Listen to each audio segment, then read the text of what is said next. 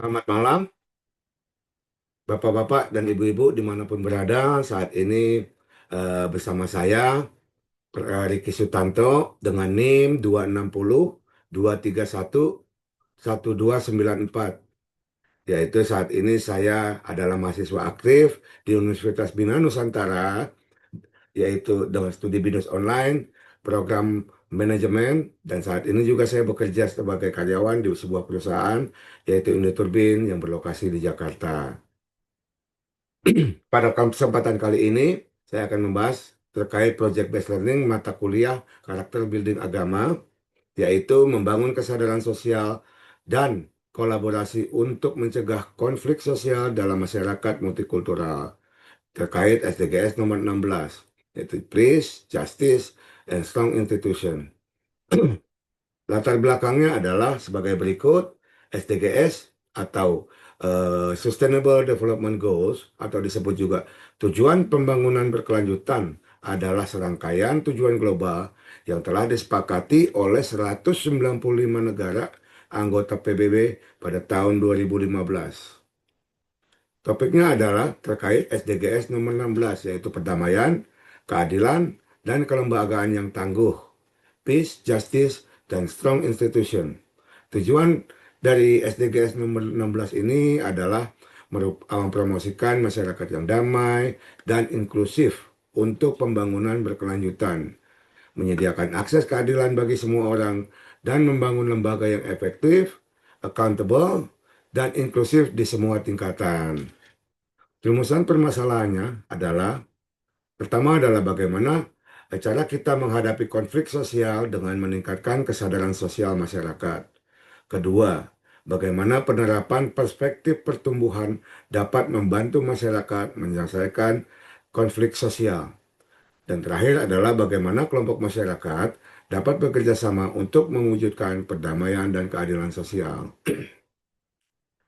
Hasil dari temuan dari masalah ini yaitu di mana ada nomor pertama adalah kesulitan dalam mencapai harmoni sosial, terutama karena adanya perbedaan budaya, agama, dan nilai-nilai yang dipegang oleh setiap kelompok dalam masyarakat.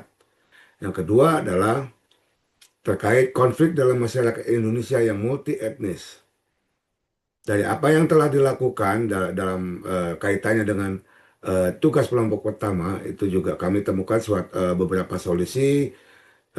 Juga telah saya lakukan eh, interview atau wawancara dengan seorang ibu dari Bali, yaitu Ibu Ayu, di mana kita juga tahu bahwa Bali adalah suatu wilayah Indonesia yang cukup dikenal oleh masyarakat luar negeri yang memiliki banyak ragam budaya. Dan pada saat itu juga kami telah eh, bersama grup juga menemukan beberapa solusi, yaitu seperti nomor pertama adalah pembinaan toleransi dan belajar hidup damai pada anak-anak sejak usia dini. Yang kedua yaitu mengedepankan sikap tenggang rasa. Yang ketiga, dilakukannya pelestarian budaya mulai dari tingkat paling rendah dalam lingkungan.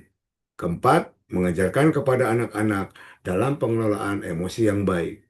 Dan kelima, yang tidak kalah penting adalah menghargai perbedaan dan pendapat orang lain. Dari eh, permasalahan dan solusi itu kami dapat menarik kesimpulan, seringkali masyarakat multikultural menghadapi kesulitan untuk mencapai harmoni sosial, terutama karena perbedaan budaya, agama, dan nilai-nilai yang dipegang oleh setiap kelompok. Baik kelompok yang mulai dari kecil, yaitu kelompok di lingkungan kita, RT, RW, dan selanjutnya. Perbedaan ini tentunya dapat menyebabkan konflik sosial yang dapat menghambat kemajuan dan mengurangi kepercayaan antar anggota komunitas. Indonesia adalah negara multikultural dengan berbagai suku, bangsa, bahasa, dan agama yang berbeda. Sehingga tiap anggota masyarakat harus, sekali lagi harus mengenal budaya masyarakat lain sehingga dapat menerima perbedaan yang ada di dalam lingkungan masyarakat Indonesia.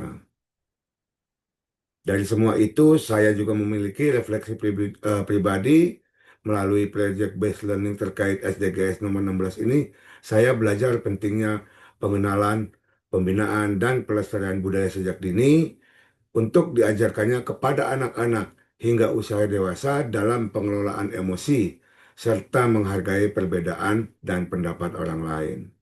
Demikian apa yang bisa saya presentasikan kepada Bapak Ibu. Semoga dapat berguna bagi kerukunan dan perdamaian, terutama di masyarakat, dalam masyarakat negara kita yang kita cintai ini yaitu Indonesia.